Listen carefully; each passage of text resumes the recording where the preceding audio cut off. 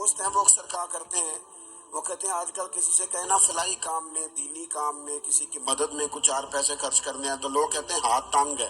ہاں کوئی سستا پلاٹ ملتا ہو نا، اور اگر یہ سمجھ آ جائے کہ وہ مجبور ہے بیچارہ بیچنے والا، تو پھر کہتے ہیں میں 2-3 دوستوں کو پھاڑ لے سا۔ ذاتی کاموں میں جب بندہ چست ہو اور دینی کاموں میں سست ہو تو مطلب یہ ہے کہ بندہ غافل ہے۔ پہلی علامت غفلت کی، اور غفلت کی دوسری نشانی یہ ہے کہ انسان گناہ کے کاموں کو معمولی سمجھنے لگ جاتا ہے۔ یہ غافل بندے کی نشانی ہے، گناہ کو معمولی سمجھتا ہے، چھوٹا سمجھتا ہے۔ آج کل لوگ کہتے نہیں میں کو اکیلا کر رہا ہوں، ساری دنیا ہی کرتی ہے۔ اور جناب کیا ہو گیا، اگر یہ غلطی ہو گئی تو بندے سے ہو ہی جاتا ہے۔ گناہ کو معمولی سمجھنا، چھوٹا سمجھنا، اور کہنا پھر کیا ہو گیا ہے، انسان سے غلطی ہو جاتی ہے۔ آپ دیکھ لیں کہ سینکڑوں بیسیوں گناہوں کا بوجھ ہمارے سروں پہ ہوتا ہے، لیکن کوئی ہمارا دبدبہ ہے، کوئی ہماری گفتگو ہے، کوئی ہمارے جملوں میں خود پسندی ہے، کوئی ریاکاری ہے، کوئی تصنع ہے۔ یہ غافل بندے کی علامت ہے۔ نبی اکرم صلی اللہ تعالی علیہ وآلہ وسلم نے فرمایا مومن اپنے گناہوں کو پہاڑ کی طرح سمجھتا ہے۔ یہ بخاری میں حدیث ہے۔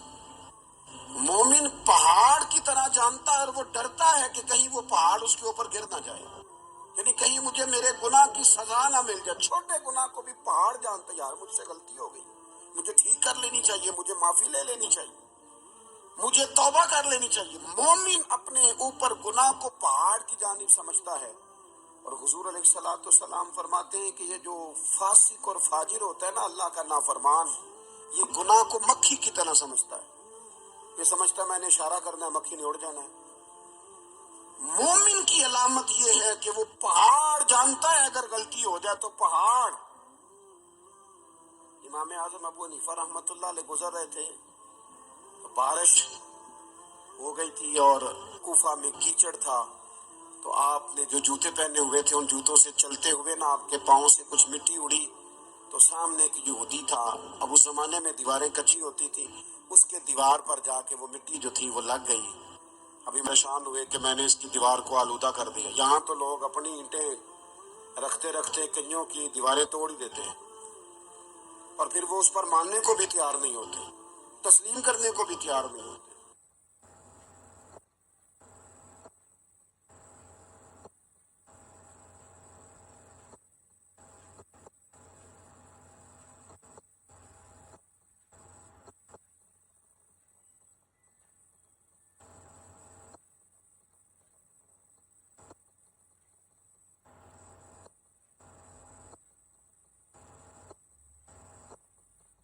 وہ کہتے ہیں پھر کیا ہو گیا، اب ہمارا یہاں گھر ہے تو ہم نے ٹرالی منگوانی نہیں تھی، ہمارا حق بنتا تھا۔ امام صاحب کے پیروں سے ذرا کیچڑ اڑا، یہودی کی دیوار پہ لگا، اس کی کچی دیوار تھی۔ امام صاحب پریشان ہو گئے، سوچنے لگے کہ اگر میں دیوار سے یہ کیچڑ اتارتا نہیں تو یہ بھی زیادتی ہے، میں نے اس کی دیوار کو گدلا کر دیا، اور اگر میں اتارتا ہوں تو کچھ مٹی اس کی دیوار کی بھی اتر جائے گی، کچی دیوار ہے، یہ بھی زیادتی ہے۔ مومن گناہ کو پہاڑ کی طرح سمجھتا ہے کہ کہیں گر نہ جائے، اس کی بھی کہیں سزا نہ مل جائے۔ امام صاحب نے اس کے دروازے پہ دستک دی، وہ باہر آیا تو اتفاق سے وہ آپ کا مقروض بھی تھا، اس نے پیسے دینے تھے۔ باہر نکلتے ہی کہنے لگا اوہ آپ تو قرض لینے آ گئے، میرے پاس تو ابھی گنجائش نہیں ادا کرنے کی۔ تو امام صاحب کہنے لگے تو قرض چھوڑ، وہ میں نے معاف کیا، میرے سے غلطی ہو گئی ہے۔ میں آ رہا تھا، لکڑی کے جوتے اس زمانے میں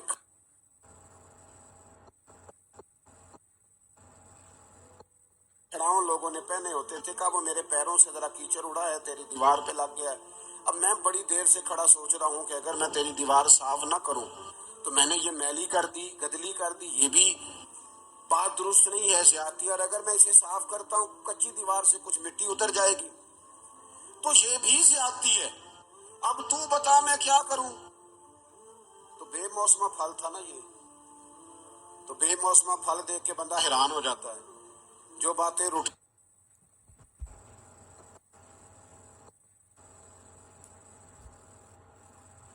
میں ہو رہی ہوں وہ ذرا انوکھی لگتی ہے، بندہ حیران ہو گیا، غور سے امام صاحب کا چہرہ دیکھنے لگا، غور سے چہرہ دیکھنے لگا، اور پھر تھوڑی دیر سوچنے کے بعد کہنے لگا حضور پہلے میں نے دین اسلام کے بارے میں پڑھا اور سنا تھا، آج میں نے دین دیکھا ہے۔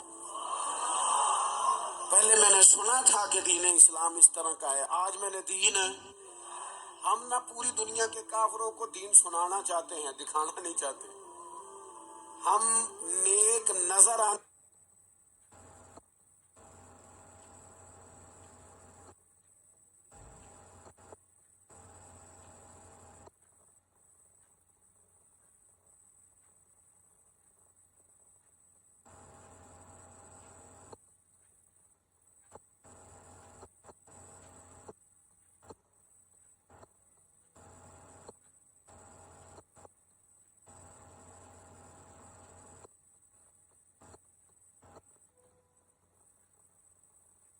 چاہتے ہیں، نیک بننا نہیں چاہتے، ہم نیک نظر آنا چاہتے ہیں۔ نتیجہ کیا نکلتا ہے کہ کچھ عرصے کے بعد پتہ چل جاتا ہے بندہ کس لیول کا نیک ہے، کیا معیار ہے اس کی نیکیوں کا۔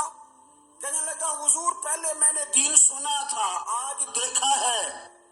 آپ وہ مٹی کی دیوار پر جو کیچڑ لگ گیا ہے، دیوار کو بعد میں صاف کیجئے گا، پہلے کلمہ پڑھائیں تاکہ میرے اندر کا کفر صاف ہو جائے، مجھے مسلمان کر دیں۔ تو غافل آدمی جو ہوتا ہے نا، وہ پھر تیسری بات،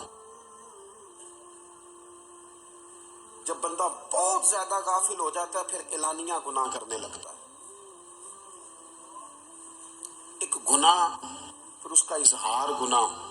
ایک بندہ، حدیث پاک میں آتا ہے، ایک بندہ رات کو کوئی غلطی کرتا ہے، اللہ تعالیٰ اس پہ پردہ ڈال دیتا ہے، لیکن وہ سویرے خود لوگوں کو بتاتا پھرتا ہے میں نے یہ کیا، میں نے یہ کیا۔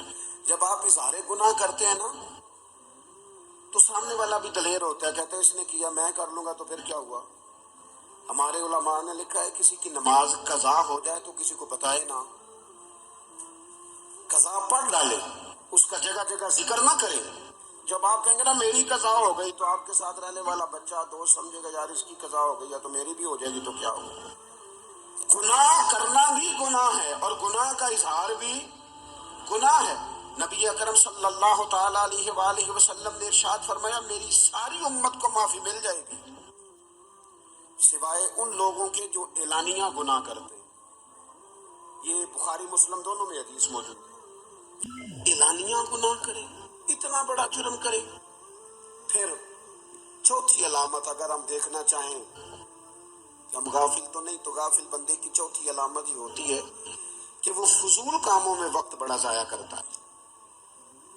فضولیات میں ادھر بیٹھے ہیں ادھر بیٹھے ہیں، یہاں گپ شپ ہو رہی ہے، وہاں موبائل دیکھا جا رہا ہے، پھر کوئی ٹائم ملا ہے تو پھر کہیں دور دراز کسی ہوٹل پہ کھانا کھانے چلے گئے، پھر کچھ ٹائم ملا تو چلو نکلتے ہیں ذرا کوئی ہفتہ سیر کر آتے ہیں، یہاں گپ شپ ہے، فلاں کو ڈسکس کر لیتے ہیں، فلاں کے بارے میں بات کر لیتے ہیں، سیاسی تبصرے کر لیتے ہیں، یہ تھوڑی گفتگو ہو جاتی، چلے محلے داروں پہ تبصرہ شروع کرتے ہیں، کون روٹی زیادہ کھا رہا ہے اور کس کے پاس پیسے زیادہ آ گئے، چلو جا کے پتہ کرتے ہیں۔ حالانکہ یہ پتہ نہیں کرنا چاہیے تھا، پتہ تو اس کا کرنا چاہیے تھا جو بیچارہ کل سے بھوکا ہے، خبر تو اس کی رکھنی چاہیے تھی جس بیچارے کے گھر میں بچوں کے لیے پہننے کو کپڑے موجود نہیں ہیں، اس پر تبصرہ یہ کرتے ہیں کہ یہ محنت کیوں نہیں کرتے، اور اگر کسی پر اللہ عطا کر دے پھر حساب ضرور لگاتے ہیں کہ ذرا معلومات کرو یہ اتنی جلدی آگے کیسے نکل گئے۔ غافل بندے کی علامت ہے وقت کا ضائع کرنا اور فضول کاموں میں ضائع کرنا اور بلا وجہ ضائع، اور ایسے سوالات کرنا جن کی ضرورت ہی کوئی نہیں، بالکل ضرورت ہی نہیں، کوئی مطلب ہی نہیں، لیکن ہم لوگ وقت ضائع، یہ غفلت کی علامت، غفلت۔ اللہ والوں کی علامت کیا تھی؟ ایک بات انہوں نے زندگی میں لے لی، سیکھ لی، پھر ساری زندگی اسی پہ گزار دی۔ ان کا ارادہ تھا نا کشکول سیدھا کیا۔ کچھ لوگ ساری زندگی لیکچر قبول لے لے کے سن کے پھر بھی سمجھنے کو تیار ہے، یہ غافل دل کی علامت ہے۔ اس لیے نبی پاک صلی اللہ تعالی علیہ وسلم نے فرمایا دو نعمتیں ایسی ہیں جن میں اکثر لوگ غفلت میں ہیں، ایک صحت اور دوسری فراغت۔ لوگ بلا وجہ وقت ضائع کرتے ہیں۔ اللہ نے صحت دی ہے کسی خیر کے کام میں لگائیں۔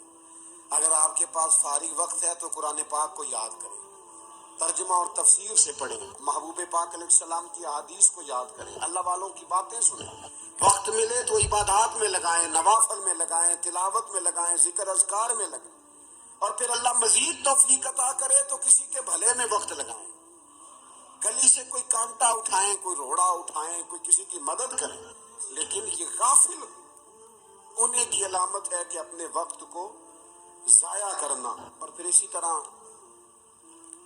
غفلت کی پانچویں علامت یہ ہے کہ اگر بندے کو دنیا سے پورا پیار ہو جائے، یعنی شب قدر میں بھی آ کے کہتا ہے یا اللہ کبھی پیسے دے دینا، شب برات والے دن بھی کہتا ہے کہ مالک اگر کبھی کوئی ایسا سبب لگ جائے نا، یعنی بیت اللہ شریف کے سامنے کھڑے ہو کے بھی اگر اس نے مال ہی مانگنا ہے، وہاں بھی اس نے یہی سوال کرنا ہے، حب دنیا اتنی غالب آ جائے تو یہ غافل ہونے کی علامت۔ دنیا ضرورت ہے، مقصد نہیں ہے، دنیا کی حاجت ہے، مقصد نہیں ہے، یہ مقصود نہیں۔ اور جب لوگ فقط دنیا کے مال کو، دولت کو، نبی پاک علیہ السلام نے فرمایا وہ لعنتی ہے جو درہم اور دینار کا بندہ بن گیا ہے، پیسوں کا بندہ بن گیا ہے، مل جائے تو خوش ہوتا ہے، نہ ملے تو تکلیف میں آ جاتا ہے، یہ غافل بندے کی علامت۔ مومن تو وہ ہوتا ہے کہ دولت رزق حلال ضرور کماتا ہے تاکہ کسی کے آگے ہاتھ نہ پھیلانا پڑے، کوشش ضرور کرتا ہے، پر دنیا کو جیب میں جگہ دیتا ہے، دل میں نہیں دیتا۔ اس کی جگہ جہاں ہے اسے وہاں رکھتا ہے، اسے دل میں جگہ، دل تو ایک ہے، اس میں رب و رسول کو بسائیں گے یا کسی اور کو بسائیں گے؟ تو حب دنیا یہ غافل ہونے کی بہت بڑی علامت ہے۔ پھر اسی طرح جو بندہ رب کریم کو جانتا نہیں نا، وہ بھی غافل ہو جاتا ہے۔ ایک تو جو یہ نہیں نہ جانتا کہ رب کریم سزا دے گا، مجھے دیکھ رہا ہے، اسے نہ اونگ آتی ہے نہ نیند آتی ہے، جو اس کی معرفت نہیں رکھتا کہ میرا رب ہر وقت مجھے دیکھ رہا ہے، وہ بھی غافل ہو جاتا ہے۔ جسے پتا ہونا کو مجھے دیکھ رہا ہے وہ غافل نہیں ہوتا۔ اور جو یہ سمجھ لیتا ہے نا کہ شاید معاذ اللہ ثم اس یقین کو پکا نہیں کرتا، وہ غافل ہو جاتا ہے۔ اور ایک جو یہ نہیں نہ جانتا کہ رب مہربان کتنا ہے، وہ بھی غافل ہو جاتا ہے۔ مجھے بتائیے سب سے زیادہ تو بندہ اس کے دروازے پہ جاتا ہے نا جو سب سے زیادہ مہربانی کرنے والا ہو، اس دروازے سے بندہ اٹھتا ہی نہیں۔ تو جس کو یہ یقین ہو جائے نا سب سے زیادہ کرم فرمانے والی ذات اللہ رسول کی ہے، وہ کبھی رب رسول سے غافل نہیں ہوتا، وہ کبھی اللہ رسول کا دروازہ چھوڑ کے نہیں جاتا، وہ کبھی کسی اور جگہ جا کے پناہ تلاش نہیں کرتا۔ جسے پتہ چل جائے